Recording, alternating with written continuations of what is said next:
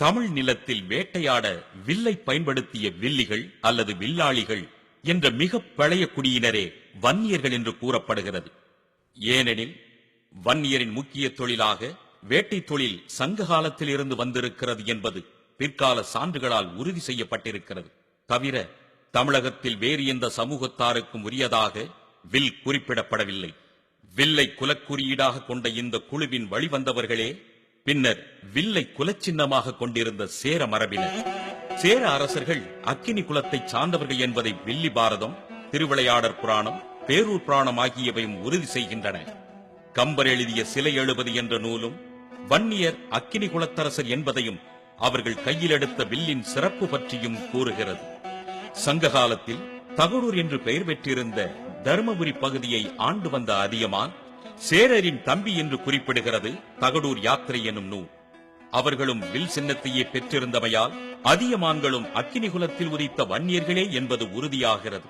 கொல்லிமலையை ஆண்ட மழவர்களும் சேரரின் கிளையினரே என்பதை வல்வில் ஓரிக்கு ஆதல் ஓரி என்ற பெயர் இருந்ததிலிருந்து அறிய முடிகிறது.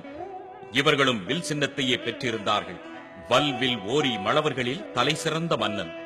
ஓரி வேட்டையாடும் போது வில்லினின்று புறப்பட்ட அம்பு ஓர் யானையை வீழ்த்தி புலியின் வாயை பிளந்து புள்ளிமானின் உடலை ஊடுருவி பின் ஓர் பன்றியை கொன்று அடுத்து மரத்தில் இருந்த உடும்பின் உடலில் தைத்து நின்றது என்று அந்த வில்லின் வலிமை பற்றி தமிழ் இலக்கியமான நற்றிணை பாடல் ஒன்று கூறுகிறது.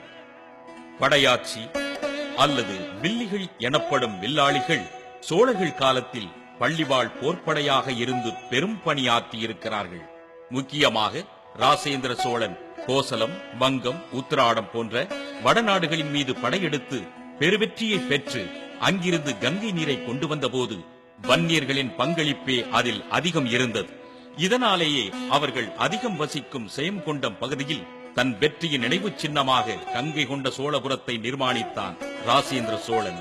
சேரர், அதியர், கொல்லி விற்பன், ஓரி அல்லாது மலையமான்கள், ஓய்மான்கள், தொண்டைமான்கள் ஆகியோரும் வன்னியர்களின் முன்னோர்களே என்பதை அண்மைக்கால தொல்லியல் அகழாய்வுகள் மற்றும்